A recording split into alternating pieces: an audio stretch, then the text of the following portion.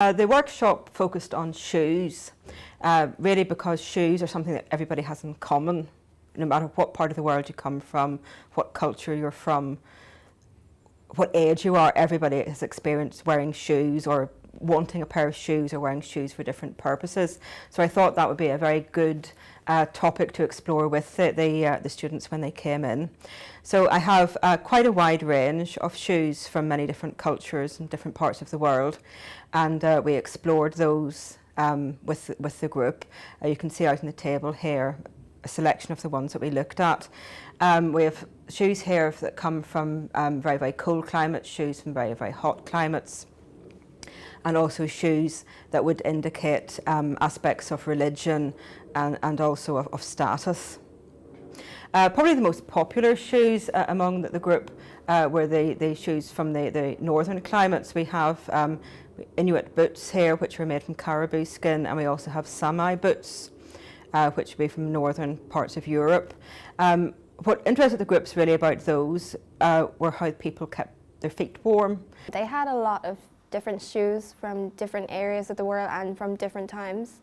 So I really enjoyed that. Like I never realized a shoe could be like this big. And it was one of those shoes from the north where it's really cold and you have to be really like protected from the cold to retain the heat. And I've never seen a shoe that big before. And it was layered. So there was like a lining of cloth, like a warm cloth, and then there was like fur, and then there was like straw, and then there was another layer of fur. So that was really cool. The underside of this boot is interesting as well, because it has a slightly anti-slip mechanism. If you look at it here, they've placed the sole so some of the fur is directed in one direction and some is directed in the other. And this is to help whenever people are moving over the icy, snowy conditions.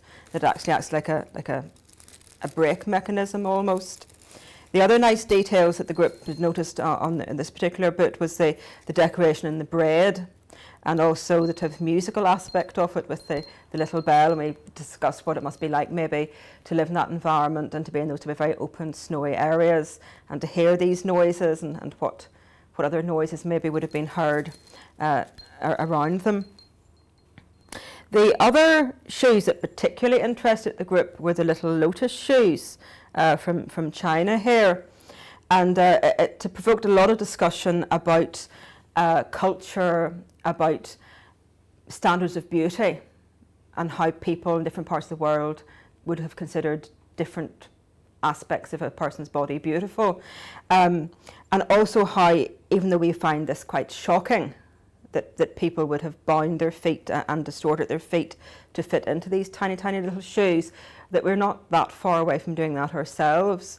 When you look at some of the incredibly high shoes that have been fashionable for about the past 6-7 years, and the distortion to our feet that they cause, it's on a spectrum. We're to mid-spectrum possibly in that. This is a little further along that particular line. They were tiny. I think they used to wrap the baby's feet up so they'd have little feet. It was really sad because they were tiny little shoes.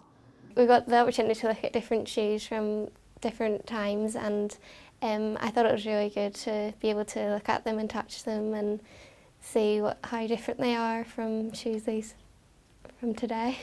We were able to handle them and see all the different sizes and again, materials used to make them, and some of them were heavy, some of them were light, and some of them were very big and some of them were very small.